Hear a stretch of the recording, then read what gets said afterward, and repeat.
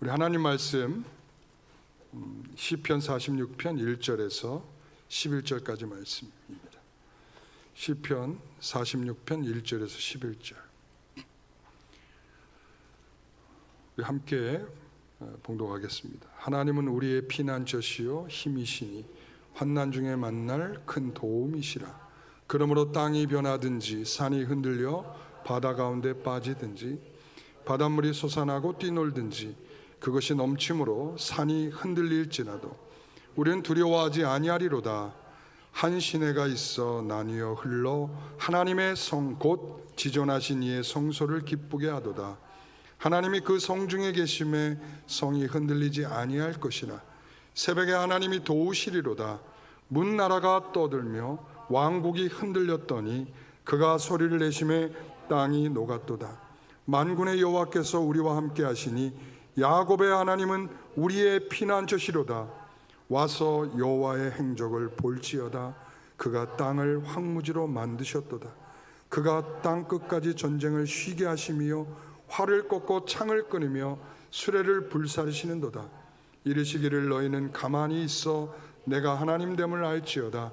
내가 문나라 중에서 높임을 받으리라. 내가 세계 중에서 높임을 받으리라 하시도다. 만군의 여호와께서 우리와 함께 하시니 야곱의 하나님은 우리의 피난처시로다. 아멘. 오늘 하나님은 우리를 도우십니다 라고 하는 세 번째 시간으로 말씀을 함께 나누겠습니다. 우리 지난주에 두 번에 걸쳐서 하나님 우리를 도우십니다 시편 46편을 가지고 나누었습니다. 제가 먼저 이 46편의 말씀을 착 꺼내내면서 첫 번째 드렸던 말씀은 하나님은 살아계십니다 라고 하는 것입니다. 왜 이것이 중요한가 하면 하나님에 대한 속성을 말할 때 왜 하나님이 살아계시냐 이 부분이 중요한가 하면 하나님이 살아계시지 않으면 그 뒤에 아무리 좋은 내용으로 다 붙인다 할지라도 다 거짓이고 다 허구가 될 수밖에 없다는 거죠. 하나님이 살아계셔야만 그 뒤엔 이야기들이 다 성립이 될 수 있기 때문이죠. 그래서 하나님은 살아계십니다. 그래서 살아계시는 하나님이 우리를 도우십니다. 이런 말씀을 제가 드렸습니다. 그러면 누가 도움을 받습니까? 언제 도움을 받습니까? 어떻게 도움을 받습니까? 제가 이 말씀을 첫 시간에 드렸어요. 그래서 누가 도움을 받습니까? 성 중에 하나님이 거하시는데 그 성에 거하는 하나님이 거하는 성에 있는 자들이 하나님의 도우심을 받습니다. 언제 도움을 받습니까? 새벽에 도움을 받습니다. 그 새벽의 시간을 양보하지 아니하고 하나님께 나오는 성도들에게 그 도움을 주실 것이다. 제가 그런 말씀을 드렸습니다. 세 번째는 어떻게 도우십니까? 라고 했을 때 하나님께서 큰 소리를 내셔서 그 진노의 소리가 되어 하나님에 대해 적대적이고 하나님의 백성을 가로막는 그들을 하나님께서 다 녹이시겠다. 이렇게 말씀을 드렸습니다. 이게 첫 시간의 이야기였습니다. 두 번째 시간에는 제가 그런 말씀, 하나님은 우리들의 피난처가 돼서 우리를 도우십니다 그랬습니다. 그래서 히스기야 왕이 이 예루살렘 성을 빽빽히 둘러친 18만 5천 명의 이 아수르의 군대에 의해서 굉장한 위험을 느끼고 있을 때 하나님께서 밤새 아침이 되어서 이 모든 18만 5천 명이 다 시체로 변하게 되는 그런 일들을 그에게 경험케 하셔서 하나님이 밤새 그를 도우셔서 이와 같은 일이 있었다라고 하는 당시 시편을 노래하는 사람들의 이 찬송 소리는 당시 그들에게 있어서는 히스기야를 도우셨던 하나님이 이 노래를 부르고 있는 우리도 도우실 줄 믿습니다 하면서 찬송을 부르고 있는 거죠. 그래서 그 이후에 있었던 많은 사람들, 그렇죠? 그 앞전에 있었던 다윗에게도, 그리고 또한 제가 누구의 예를 들었죠? 루터.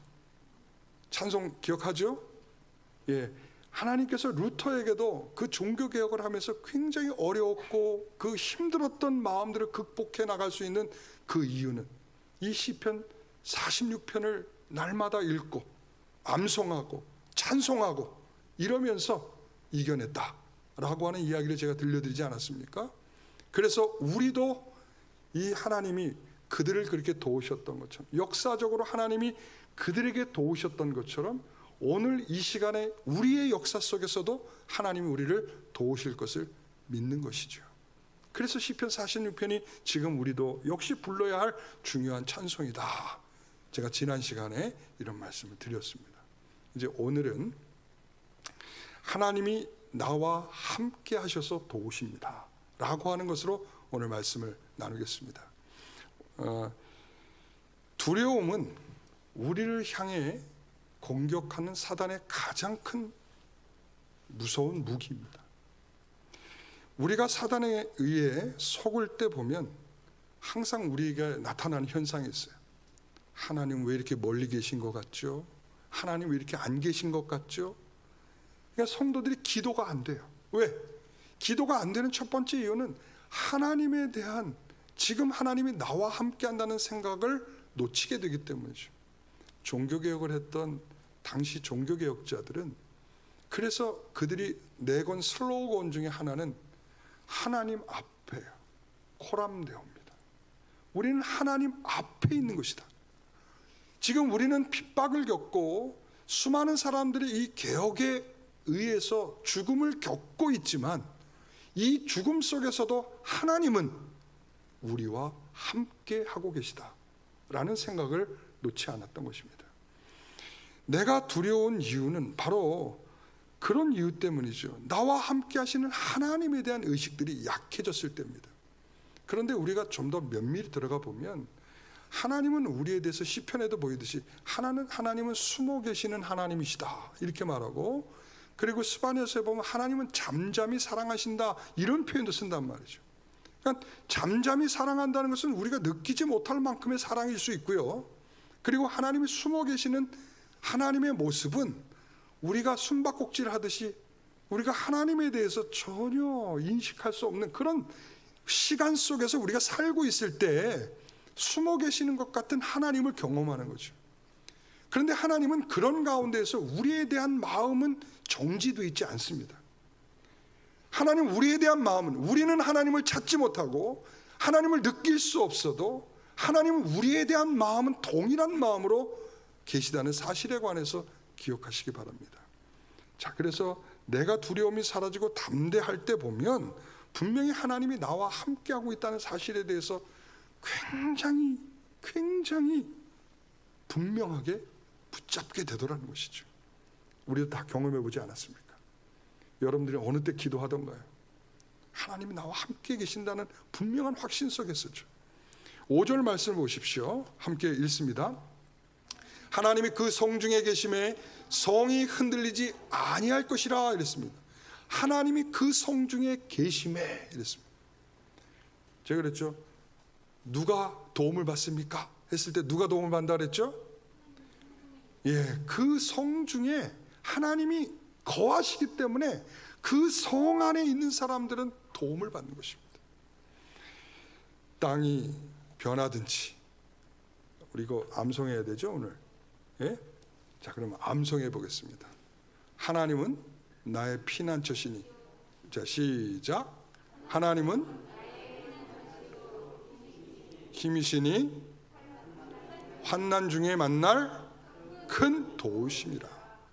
그러므로 변하든지 빠지든지 솟아나고 뛰놀든지 그것이 넘침으로 산이 우리는 두려워하지 아니하리로다. 할렐루야. 여러분, 이 말씀을 이번 주 내내 암송하십시오. 이 말씀이 여러분의 삶의 현장에서 동일하지 않습니까? 우리의 삶이 이렇게 요동치는 것 같이 우리의 삶이 편치 않은 우리들의 인생 속에 하나님이 우리에게 들려주신 두렵지 않다 이겁니다. 왜? 하나님이 우리와 함께 계시기 때문이다 이렇게 말씀하고 있는 거죠. 그래서 두려움이 없는 것은 하나님이 나와 함께 계시기 때문이고, 고통의 시간은 우리에게 하나님의 부재를 하나님이 계시지 않는 것처럼 느끼지만 하나님께서는 전쟁에도 기아에도 홍수 속에서도 그리고 또한 폭풍 가운데서도 너와 함께 하신다는 것은 변함없이 하나님께서 유지하고 계시다는 사실을 우리에게 성경은 부지기수로 우리에게 설명하고 있다는 사실이죠. 여러분, 그것에 관해서 이런 중요한 맥락을 놓쳐서는 안 돼요. 성경은 그래서 우리에게 이 말씀을 오늘 46편은요 우리에게 이것을 분명하게 기억하고 상기하도록 반복적으로 말하고 있어요. 7절과 11절에 뭐라고 그래요? 7절 같이 읽습니다. 만군의 여호와께서 우리와 함께 하시니 야곱의 하나님은 우리의 피난처시로다. 만군의 여호와께서 우리와 함께 하시니, 만군의 여호와께서, 만군의, 이 만군이라고 하는 것은 그 말 그대로 만명의 군사의 하나님이시기도 하지만 여기에서의 만군이라는 건 모든 능력, 이 세상의 어떤 것으로도 비교할 수 없는 능력을 가지신 하나님이 우리와 함께 하신다는 것입니다. 그래서 이 시편은 7절에서 11절에 동일한 이 말씀을 똑같은 구절로 반복해서 내용을 다루고 있다는 것이죠. 가장 중요한 하이라이트의 말이죠. 그래서 저자는 우리와 함께 하시는 하나님이 야곱의 하나님으로 그의 피난처가 되어서 그를 도우셨다, 이것을 기억하라, 이렇게 말하는 거죠.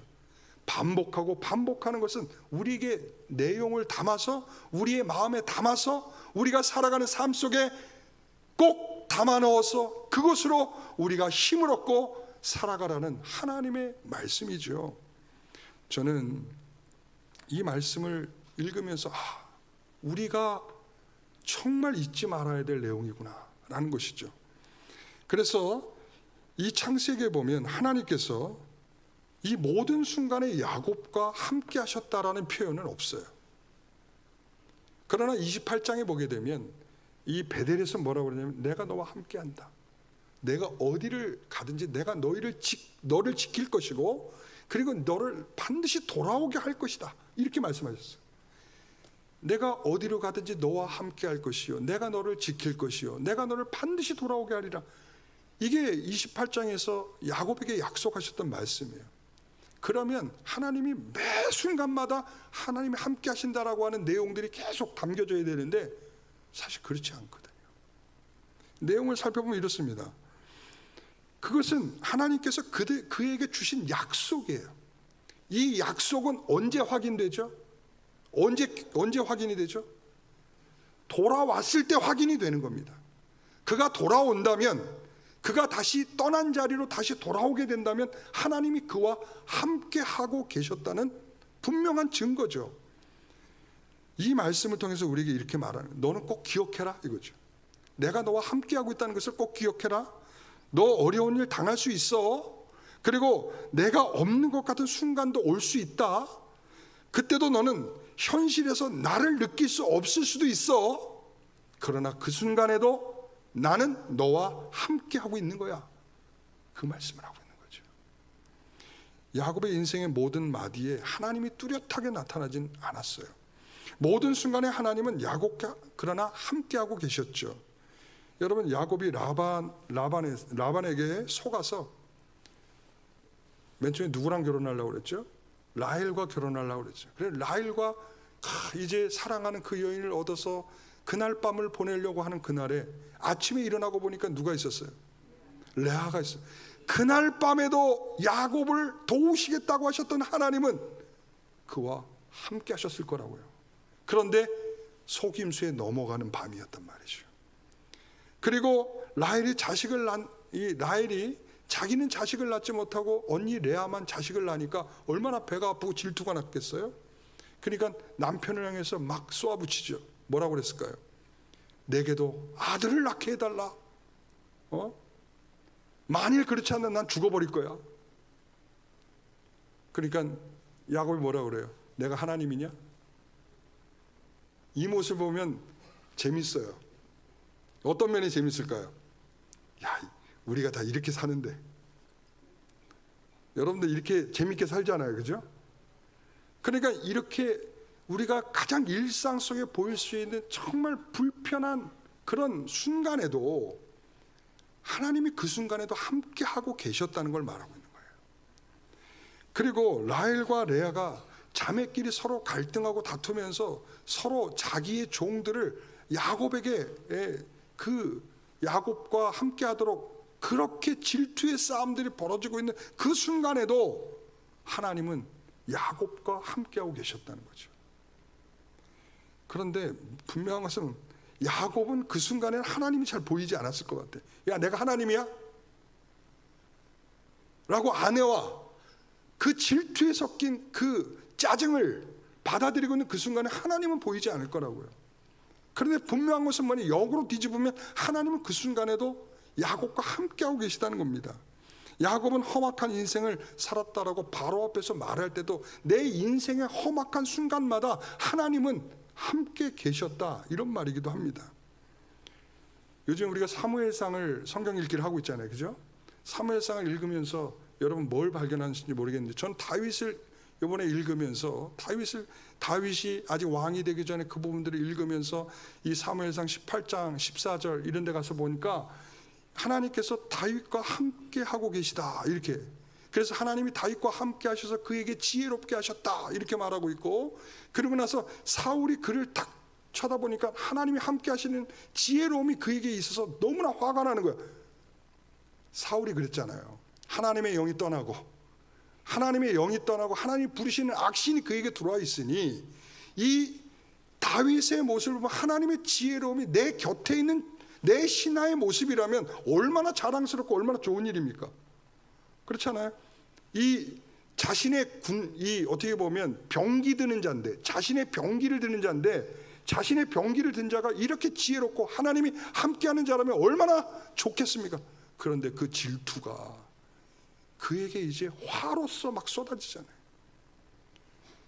바로 하나님이 함께 하시는 다윗의 삶은 사울에게 창을 던짐을 받고, 그리고는 그에게 쫓기며 죽을 것 같은 위기들을 계속적으로 넘기는 순간이었다는 것이죠. 다시 말하면 우리의 삶과 너무나 닮아 있어요. 우리가 하나님이 보이지 않는 순간은 그런 순간이죠. 하나님 느껴지지 않는 순간은 그런 순간이에요. 그러니까 하나님이 느껴지지 않는 그런 순간을 우리가 겪고 있는 것 같은 그런 삶들이 이들에게도 동일하게 있다는 거예요. 그런데 하나님은 약속하셨죠. 뭐라고요? 내가 너와 함께한다. 내가 너를 어디를 가든지 너를 지키겠다. 그리고 너를 반드시 돌아오게 하겠다. 야곱 돌아왔어요, 안 돌아왔어요? 돌아왔잖아요. 우리에게 뭘 확인시켜 주시는 거예요? 그 순간에도 다 하나님은 야곱과 함께하고 있었어 라고 우리에게 설명해 주고 계시는 거죠. 하나님이 나와 함께하는 순간에 우리는 괴로워서 신음하기도 하고요, 여전히 속썩이는 남편은 속썩이는 것을 멈추지 않아요. 그렇죠? 말 안 듣는 자녀는 여전히 말 안 들어요. 진짜 그렇죠. 돈 걱정하는 일은 여전히 돈 걱정하고 있어요. 아픈 몸은 낫지 않고 계속 내 몸을 괴롭히고 있어요. 지친 일상은 여전히 계속되고 있다고요. 그러나 우리에게 들려주시는 말씀은 만군의 여호와 하나님께서, 야곱의 하나님께서 너와 함께하고 있다, 이것입니다. 오늘 이것이 우리에게 진정으로 들려지시기를 소원합니다. 이것이 여러분의 마음속에, 내 일상에 이 내용이 떠올라서 나를 살게 하고 나를 지탱하게 하고 나를 붙드신 하나님의 놀라운 권세를 여러분 모두 느끼시길 바랍니다. 하나님께서 이렇게 말씀하시죠. 내가 능력이 부족하지 않다. 내가 손이 짧아서 내가 구원하지 못하는 게 아니라, 내가 듣지 못해서 내가 너희에게 내가 듣지 못해서 그런 것이 아니다. 너희 기도를 듣지 못해서 그런 게 아니다. 왜 그랬을까요? 너희의 죄악 때문이다. 이렇게 말씀하세요. 이사야서의 말씀이에요. 그러니까 우리는 그 손이 비춰지지 않고 하나님이 우리의 기도를 들어주지 않으니까 우리는 거기에 매달려서 하나님은 없는 거 아니야? 라고 생각을 하지만 우리의 처지를 살피지 않는 거예요. 너의 죄가 하나님의 손길이 뻗쳐올 수 없는 이유라는 거야 라는 거죠. 또한 우리가 하나님의 때라는 것이 있잖아요. 하나님의 때. 하나님은 우리를 섭리하시는 분으로서의 하나님이 우리에게 주시는 적절한 때가 있다는 것입니다. 그런데 우리는 하나님의 적정한 때를 기다리면서 숨죽여 기다리고 인내하며 참으며 기도할 줄 아는 성도들이 되는 것이, 그게 하나님이 함께하는 성도들의 참된 모습이죠. 오늘 우리에게 하나님께서 나와 함께 하신다는 이 귀한 일을, 이 약속을 여러분의 현장에도 동일하게 갖고 계시게 되시기를 다시 한번 소원드립니다. 그래서 영국의 크리스천 투데이에서 이런 조사를 했던 것 같아요. 하나님이 우리와 함께 하신다라고 하는 것을 느끼게 하는 성경 구절을 좀 꼽아봐라 이랬어요. 그랬더니 7구절이 나왔어요. 그 7구절이 뭐냐면 신명기 31장 6절의 말씀. 중간에 있습니다. 그가 너와 함께 가시며 결코 너를 떠나지 아니하시며 버리지 아니하실 것이라 이랬고요. 이때 이제 모세는 죽게 될 것이고 여호수아를 세우게 될 그 불안한 인생에 있는 여호수아에게 들려주시는 하나님의 말씀이죠. 내가 너와 함께 할 것이다. 여호수아 1장 9절에 동일하게 하나님의 말씀을 담대하라, 두려워하지 말라, 놀라지 말라. 내가 어디로 가든지 내 하나님 여호와가 너와 함께 하느니라 이랬습니다. 똑같은 말씀이죠. 이사야서 41장 10절에 가보면 두려워하지 말라, 내가 너와 함께함이라 이랬습니다. 여러분, 이 39장, 이사야서 39장까지 내용들은 뭐냐면 유다를 비롯한 이스라엘을 비롯한 많은 열국들의 멸망에 대한 설명이에요. 너희들은 죄악으로 말미암아 하나님이 이렇게 너희들을 멸망시킬 것이다 라고 말씀하시는 그 내용들이 39장까지 다 끝나고 난 다음에 그 다음에 40장 41장 그 첫 시작하는 이 단락의 부분에서 하나님이 말씀이 이렇게, 그 죄악으로 너희들이 멸망할지라도 두려워하지 말라, 내가 너와 함께합니다. 거룩한 성도들은 그 멸망의 소리에서 이사야의 이 음성이 들려지는 거죠.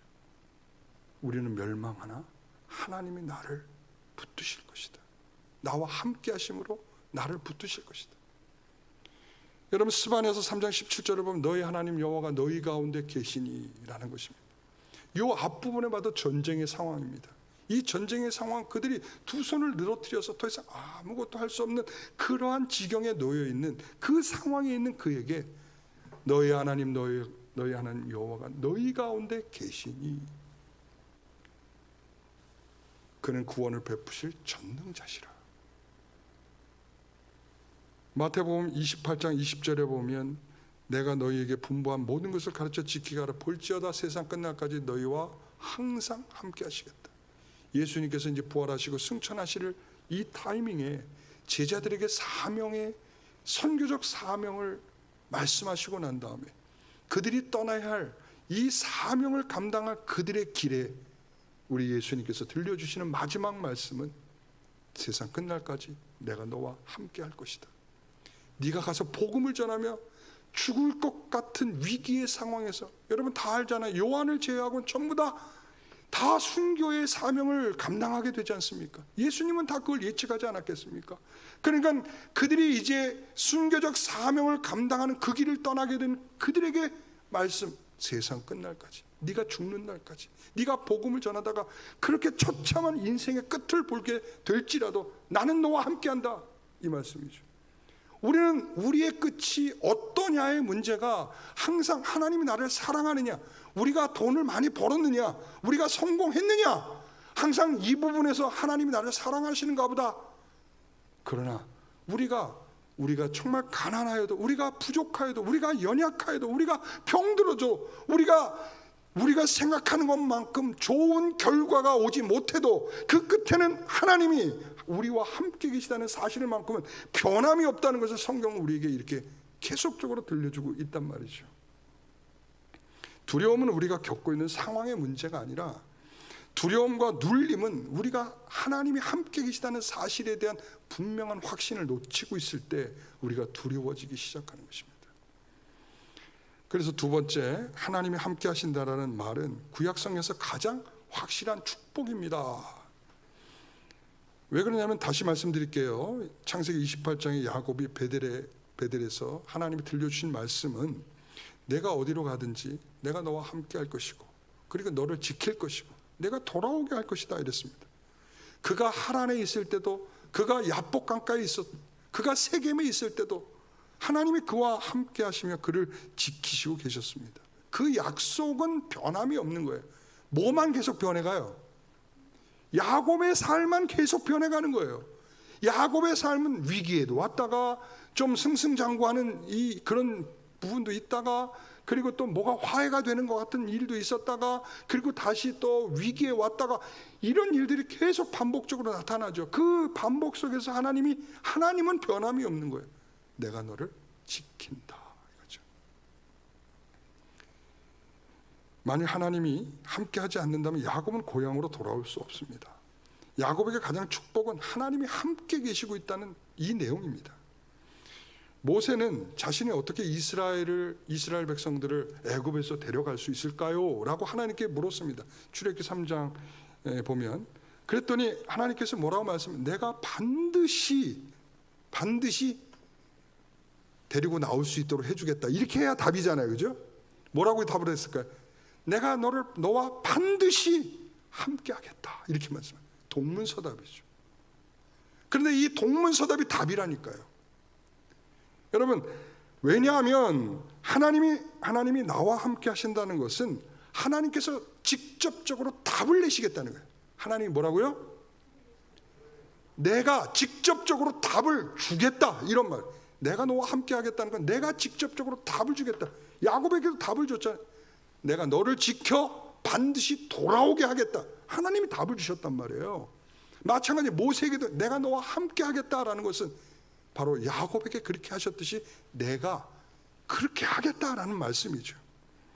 그래서 우리는 또한 창세기 39장 2절에 보면 여호와께서 요셉과 함께 하심으로 그가 형통한 자가 되었다, 이랬습니다.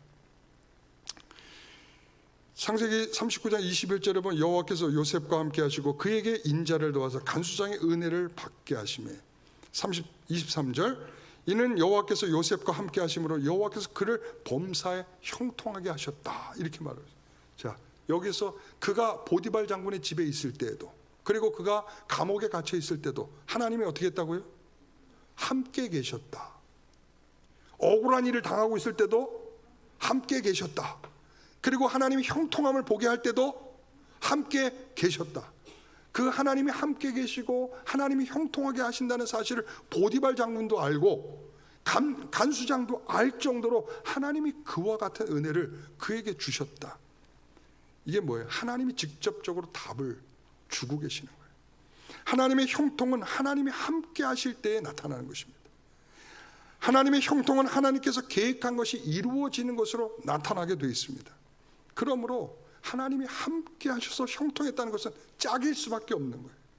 하나님이 함께 계심으로 하나님이 내시는 답을 내시고 그것을 통하여 우리는 형통함을 누리는 거예요. 여러분, 만사 형통은 없습니다. 성경에서 절대 만사 형통을 말하는 법은 없어요. 하나님이 함께 하심으로 형통하게 하셨다, 이거예요. 여러분, 우리들의 삶에 하나님이 함께 하심으로 형통하시길 바랍니다. 하나님이 여러분들에게 손을 대시고 직접적으로 답을 내셔서 하나님께서 여러분들에게 이루실 그 일을 하나님이 이루게 하셔서 이루실 그 결과를 마주대하는 그 영광스러움으로 여러분들이 답을 얻게 되시길 바랍니다. 그러나 하나님이 함께 하시지 않는다면 그것이 반대 저주인 것입니다. 하나님께 시내 산에서 언약을 맺은 이스라엘이 금송아지가 하나님이다 그러면서 잔치가 벌어졌어요. 그때 하나님은 화가 나셨죠. 출애굽기 33장 3절에 보면 너희를 젖과 꿀이 흐르는 땅에 이르게 하려니와, 어떻게 한다고요? 내가 너희들을 젖과 꿀이 흐르는 땅으로 들어가게 하겠다. 그 다음에 나오는 말이 정말 포인트죠. 같이 한번 읽어봅니다. 나는 너희와 함께 올라가지 아니하리. 여러분, 그들이 원하는 대로 가나안에 내가 다 들어가게 해줄게. 젖과 꿀이 흐르는 땅으로 들어가게 해줄게. 그러나 나는 안 가. 이게 뭡니까? 하나님이 함께 하지 않는다면 젖과 꿀이 흐르는 땅에 뭐가 필요하겠어요? 여러분, 하나님이 함께 하지 않는 곳에 우리가 여기서 떵떵거리고 잘 산다면 뭐가 의미가 있겠어요? 그것이 지옥인데. 왜 우리가 지옥에 가기 싫어하냐면 그곳엔 하나님이 없기 때문에 지옥에 가기를 원하지 않는 거예요. 우리가 이 세상에서 고달픈 인생을 살아가도 거기에 복된 것은 그곳에 하나님과 우리가 함께하기 때문에 천국의 삶을 살고 있는 거죠. 하나님이 함께할 때 우리는 그것이 천국인 것입니다. 적과 꿀이 흐르는 땅을 보내겠다 하지만 하나님은 나는 거기에 올라가지 않겠다. 거긴 저주가 있는 것이죠. 여러분, 하나님의 백성은 바로 거기에서 하나님의 백성의 정체성이 나타나는 거예요. 하나님이 함께 계심. 그래서 이스라엘 백성들에게 율법을 주시고 처음에 만들게 한 게 뭐죠? 성막을 만들게 했죠. 성막을 만들고 나서 그들에게 이제 어떻게 성막을 중심으로 해서 진영을 짜는지를 말씀하시죠. 동서남북으로 세 지파씩 둘러 텐트를 치라는 거예요. 이게 뭡니까? 하나님과 함께하고 있다라는 모습이에요. 이 성막은 하나님이 임재하는 회막이죠. 만나는 장소입니다. 하나님이 만나는 장소, 하나님의 만나는 장소로서 하나님이 함께 계시고 거기에 12개의 지파가 나란히 동서남북으로 위치하게 하나님이 우리와 함께하고 있다는 일이죠. 그게 의미가 있는 거예요. 에스겔 48장에 보면 그가 환상을 봅니다. 성전에 대한 환상을 쫙 보죠. 그리고는 맨 마지막에 가서는 이제 새 예루살렘 같은 하나님이 세우시는 거룩한 도상에 대한 환상을 봅니다. 그리고 맨 마지막에 뭐라고 끝내냐면 이렇게 끝내죠. 35절에 그 성읍의 이름을 여호와 삼마라 하라 이랬습니다. 여호와 삼마 무슨 뜻일까요? 하나님이 거기에 계신다. 지금 이 에스겔서가 쓰여지고 있는 시기는 어느 시기일까요? 하나님의 성전이 무너진 시기입니다. 하나님의 성전이 무너졌어요. 왜 무너졌어요? 그들의 죄악으로 말미암아 무너졌어요. 그리고 하나님의 거룩한 도성이라고 불리던 예루살렘, 그 시온산이 무너지게 됐어요. 자, 그때에 하나님이 그들에게 이 에스겔에게 이 환상을 보여주시면서 그에게 회복케 하시는 이 환상은 뭐냐면 하나님이 그 성읍에 뭐 한다고요? 계시겠다, 이런 말이죠. 여러분, 하나님이 계시지 않으면 그것은 의미가 없어요. 하나님이 계셔야 그 인생이 복된 것입니다. 그 성 안에 하나님이 계셔야 그 성 안에 거하는 자들이 복이 있는 것입니다. 오늘 우리의 삶에 하나님이 계십니까? 구원받은 자로서의 그 하나님이 함께 하시는 그 은혜가 여러분의 삶을 견인하고 있습니까? 오늘 구약의 성도들의 이 복이 여러분의 복이 되시기를 간절히 축원합니다. 여러분, 이 세 번째는 하나님이 함께 하신다는 것은 신약 성도에도 동일한 축복이다, 이런 말입니다. 좀 전에 말씀드린 성막을 중심으로 해서 하나님과 함께 계시는 모습을 보여줬다면 이제 예수님께서 이 땅에 오신다라고 하는 것은 하나님께서 하늘의 보좌를 버리고 이 땅에 예수께서 육신을 입고 오신다는 것은 그게 바로 임마누엘이죠. 보라, 처녀가 잉태하여 아들을 낳으리니 그의 이름을 임마누엘이라 하라 이랬습니다. 임마누엘은 번역한즉 하나님이 우리와 함께 하신다라는 뜻이라는 거죠. 바로 하나님께서 이 가브리엘 천사가 와서 설명을 쫙 해주는 거예요. 보라, 이거야, 이제 동정녀 마리아를 통해서 이제 아들이 태어나게 될 것인데 그 아들은 하나님이시라는 거예요. 하나님이 우리와 함께 한다라는 거예요. 그래서 성막을 중심으로 해서 12지파가 있었던 것처럼 이제는 예수님, 성막이신 예수님을 중심으로 12사도가 있게 되는 것입니다. 구약의 성도들이 그렇게 12지파가 구약의 성도들의 대표이듯이 신약의 성도들의 대표는 12사도입니다. 이게 요한계시록의 설명이거든요.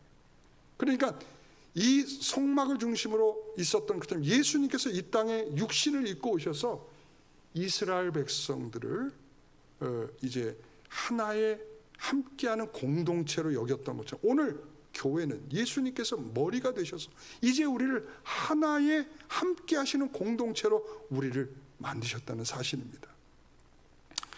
여러분, 그래서 예수님은 임마누엘 하신 것입니다. 나를 본 자가 하나님을 본 것이다. 그리고 고백하듯이 예수님은 하나님의 아들인 것입니다. 그래서 그때에 회개하라, 천국이 가까이 왔다 하는 것처럼 이 천국이 임하였을 때, 예수님이 임하였을 때 예수님을 만난 사람들이 얼마나 축복된 인생들이 됩니까? 니고데모, 구원에 대한 확신이 없는 그에게 하늘로부터 거듭난다는 것을 설명하여 새로운 인생길을 걷게 하신 것이 바로 예수님을 만나서 아니겠습니까? 38년 된 병자가 예수님을 만나서 자기의 상을 지고 일어나게 되는 것이 아니었겠습니까? 여러분, 혈루병 걸렸던 여인이 예수님을 만지기만 하면 그 혈루가 멈출 것 같다라고 하며 그 예수님과 함께하는 은혜를 입지 않았습니까? 죽었다가 살아나게 된 달리다굼 하면서 예수님이 그의 소녀를 손을 붙잡아 일으키는 은혜를 입은 소녀가 살아나는 은혜를 입지 않. 내 형제여 나오라 하여 나오게 된 무덤으로부터 걸어나온 나사로 있지 않습니까? 여러분, 이처럼 하나님이 함께 하심으로 인하여 얻게 되는 굉장한 축복들이 무엇인가를 신약의 성도들은 이 성경을 통하여 보고 있는 것입니다. 여러분, 예수님께서 그런 은혜를 우리에게 주셨고 마지막까지도 세상 끝날까지 너희와 함께 하시겠다고 말씀하셨고, 그리고는 사도 바울은 우리에게 고린도후서 13장 13절의 말씀 같이 한번 읽습니다. 주 예수 그리스도의 은혜와 하나님의 사랑과 성령의 교통하심이 너희 무리와 함께 있을지어다. 아멘. 이게 우리의 축도 내용이죠. 이 축도의 핵심은 뭐냐면 그 삼위의 하나님께서 너희 무리 위에 함께 있겠다라고 하는 선언이에요. 여러분, 우리가 예배에 함께 모이게 됐을 때 그 하나님과 우리가 함께하는 영광스러움에 동참하고 그분이 우리와 함께 있다는 사실을 이 예배에서 우리가 확인하는 거예요. 그래서 그분을 찬송하는 것이고, 그리고 우리가 이 예배를 통해서 얻게 되는 가장 큰 유익은 이겁니다. 그분이 우리와 함께 한다는 사실을 분명하게 확인받고 돌아가는 것입니다. 여러분, 올 때는 혼자 왔을지 모르고 갈 때는 주님의 손을 붙잡고 가시는 겁니다. 오늘 우리에게 그런 은혜를 주시는 하나님 앞에 여러분 기꺼이 우리와 함께 하셔서 도우시겠다 말씀하시는 그 은혜를 충만히 누리시기를 간절히 소망합니다. 기도하겠습니다. 하나님 아버지, 감사합니다. 삼위의 하나님의 축복을 우리가 함께 하시는 은혜로 충만히 누리게 하옵소서. 우리의 삶이 힘들고 지치고 어렵고 우리가 가진 문제는 여전하고 변하는 것이 없어도 하나님이 우리와 함께 하시는 결론은 하나님이 계획하시고 결론 내시고자 하는 그 내용으로 전진되고 있다는 것에 대해서 분명하게 믿게 하옵소서. 우리의 마음이 하나님과 함께 하시는 즐거움과 기쁨에 참여하게 하여 주시고 하나님 안에 있는 우리 모두가 승리하는 믿음으로 살아갈 수 있는 은혜를 주시옵소서. 예수님의 이름으로 기도하옵나이다.